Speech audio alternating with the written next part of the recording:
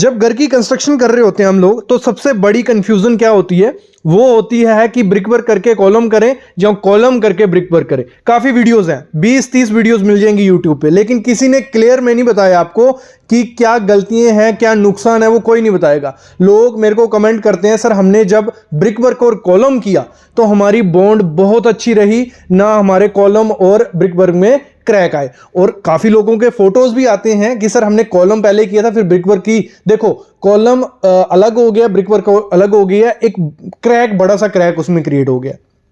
ये काफी चीजें दिमाग में भी आती हैं, और सही तरीका क्या है, आपको फॉलो अप करना क्या है, वो मैं आज आपको बताऊंगा। तो उसके लिए सबसे पहले समझते हैं, जब हम ब्रिक वर्क और कॉलम करते हैं, मतलब हमने ब्रिक वर्क जुड़ाई कर गई, फिर हमने कॉलम करते गए साथ में, ठीक है, तो उसमें होता है कि आपकी बॉन्डिंग काफी ज्यादा अच्छी बनती है। मतलब आपका ब्रिक वर्क और कॉलम में क्रैक कभी नहीं आएगा, ये चीज है। और कॉन्ट्रैक्टर भी मोस्टली यही करते हैं, क्योंकि उनकी शटरिंग बचती है दो तरीके से, और थोड़ा मेरे को लगता है उनको दिमाग में है कि ये जल्दी काम होता है, लेकिन वो ऐसा नहीं है, स्लो काम है।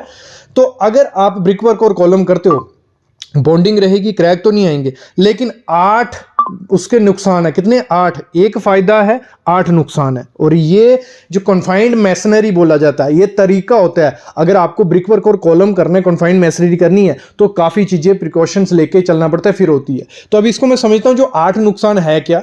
जब आप ब्रिक वर्क करते हो और साथ में कॉलम करते हो, सबसे पहली चीज, जो कॉलम का काम क्या है, वो प्रॉपर अलाइन हो, सीधा हो एकदम। उसमें देखो आधे इंच का भी या 5 mm का भी अलाइनमेंट आगे पीछे नहीं होना चाहिए। अगर कोई अच्छा क्लाइंट होगा, जो बड़ी बड़ी MNC कंपनीज हैं, उनमें अगर 5 से 10 mm का अलाइनमेंट इधर उधर हो, उस कॉलम को तोड़ना पड़ता है, ये रूल है। लेकिन यहां पे जब हम करते हैं ब्रिक वर्क और मैसनरी कॉलम, तो होता क्या है, हमारा कॉलम कब कहीं जगह से अगर 300 का कॉलम नीचे से पकड़ के चल रहे हैं, उसको कई जगह से वो हो जाएगा 300, कई जगह पे 350, कई जगह पे 250। मतलब उसकी प्रॉपर अलाइनमेंट कभी नहीं होती है। गारंटी है अगर ये तरीका अपनाते हो। और अगर उसकी प्रॉपर अलाइनमेंट है ही नहीं, तो वो लोड किस तरीके से अपना ट्रांसफर कर पाएगा, और फेलियर के चांसेस बढ़ेंगे ही बढ़ेंगे। तो अलाइनमेंट नहीं होती है, ये पहला उसका नुकसान है। दूसरा नुकसान क्या है, जब हम ये तरीका अपनाते हैं, तो होता क्या है, हमारी जो ब्रिक है उसका वाटर अब्जॉर्प्शन बहुत ज्यादा है, 15 से 20% वो पानी सोखती है। और यहां तो पानी उसको पिलाना, कैसे पिलाते हैं ब्रिक वर्क को, कोई उसकी तराई नहीं होती है, पहले उसको एक बाल्टियां जग फेंका और ब्रिक लगा दी, और उसकी तराई की नहीं की, किसी ने नहीं देखा। 10 दिन तराई भी करोगे ना, और तब भी वो पानी सोखेगी। और जब हम कॉलम कास्ट करते हैं, दोनों तरफ शटरिंग लगा दी, बीच में हमने कंक्रीट डाल दिया, जो मैसनरी होती है, जहां बीच में जो मोटार है, वो पूरा पानी कंक्रीट का सोख लेती है। और जब कंक्रीट को पानी नहीं मिलेगा, जैसे मैंने कल बताया, तो वो 50% उसकी स्ट्रेंथ कितनी डिक्रीज होती है, 50% अगर उसकी स्ट्रेंथ डिक्रीज हो गई, तो बचा क्या? कुछ नहीं बचा। अगर M20 का ग्रेड यूज कर रहे हो, कंक्रीट यूज कर रहे हो, तो वो 10 नहीं बचा, और 10 का कॉलम कहां टिकेगा? तो आपको ये नुकसान भी सहना पड़ेगा कि आपका पानी जो ब्रिक होगी वो सोख लेगी जब कंक्रीट कर रहे होंगे, और जब बाद में तराई भी करोगे तब भी ये दिक्कत रहेगी। 2 गलतियां रहती हैं।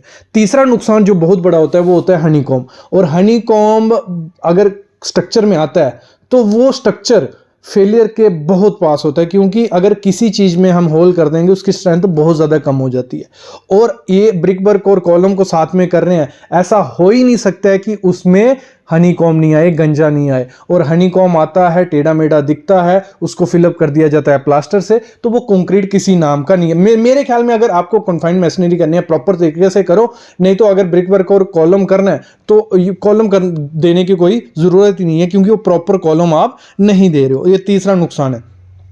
चौथा नुकसान इसी में आ जाता है, जब हम कंक्रीट कर रहे होते हैं, क्योंकि हमने उसको 2 साइड से शटरिंग की होती है, प्रॉपर सपोर्ट्स उसको नहीं लग रही होती हैं। किया क्या होता है, कील मारे होते हैं या वाइंडिंग वायर अंदर घुसाई होती है, तो उसमें जब वाइब्रेटर लगाने की बारी आती है, वाइब्रेटर हम मारते हैं, तो उसमें वाइब्रेटर लगता ही नहीं। अगर वाइब्रेटर मारोगे, होगा क्या, शटरिंग खुल जाएगी, ठेकेदार वैसे डर जाएगा, क्या किया ये, कोई वाइब्रेटर मारते नहीं है। और वाइब्रेटर नहीं मारेंगे, क्या होगा, हनीकॉम्ब आएगा, कॉम्पैक्शन नहीं होगी, बीच में वॉइड्स रह जाएंगे, तो वो फेलियर होगा ही होगा, बाद में क्रैक्स उसमें आएंगे ही आएंगे। और जब हम वाइब्रेटर मारने की कोशिश करते भी हैं, अगर बाई चांस बहुत अच्छी शटरिंग की भी है, क्योंकि टूथिंग होती है दोनों तरफ से, ब्रिक वर्क के को निकले होते हैं, खांचे छोड़े होते हैं, तो उसमें से क्या होता है, हमारी स्लरी बाहर निकलने लग पड़ती है, वाइब्रेटर मारते हैं। अगर वाइब्रेटर नहीं भी मारते हैं, वो शटरिंग प्रॉपर से नहीं हुई होती है, क्योंकि उसमें स्पेस ही नहीं होती उस तरीके से, प्लाई भी मार लो, कुछ भी कर लो, तो होता क्या है, उस जॉइंट में से क्या निकलने पड़ लगता है, सीमेंट और पानी दोनों साथ में निकल जाते हैं, और पीछे बचती क्या है, कपची, एग्रीगेट। तो वो क्या करेगा, कुछ भी नहीं कर सकता है। तो ये बहुत इंपॉर्टेंट चीज है, ये गलतियां हो जाती हैं अगर आप क्या करते हो, ब्रिक वर्क और कॉलम साथ में। फायदा एक ही है कि उसमें क्रैक नहीं आएगा, वो फायदा आपको उसमें भी मिल जाएगा जब आप कॉलम करते हो और फिर ब्रिक वर्क करते हो। मैं उसको बताने वाला हूं आगे कैसे करते हैं कैसे नहीं। लेकिन अगर मैं कहूं कि आपको ब्रिक वर्क और बाद में कॉलम करने हैं, तो मेरे ख्याल में as a technical person, as a engineer नहीं करना चाहिए, क्योंकि उसमें कुछ चीज़ हमारी बैलेंस नहीं हो रही है। जहां एक फ़ायदा है 8 नुकसान है, तो वो चीज़ सही नहीं है। अगर कन्फाइंड मेसनरी, इसको कन्फाइंड मेसनरी बोलते हैं कि ब्रिक वर्क और कॉलम बाद में करें, स्टील का स्ट्रक्चर बाद में डालें, लेकिन इसमें प्रिकॉशंस कैसे लेने होते हैं। अगर आपको एक चीज़ करनी है, जैसे मैंने बताया ब्रिक वर्क जो रहती है उसको अच्छे से पानी पिला लो, खूब सारा पानी पिलाओ कि उसका वाटर अब्जॉर्प्शन जो रहा है वो मतलब अप्रॉक्स जीरो हो जाए। जीरो होती नहीं है लेकिन वो बिल्कुल जीरो हो जाए।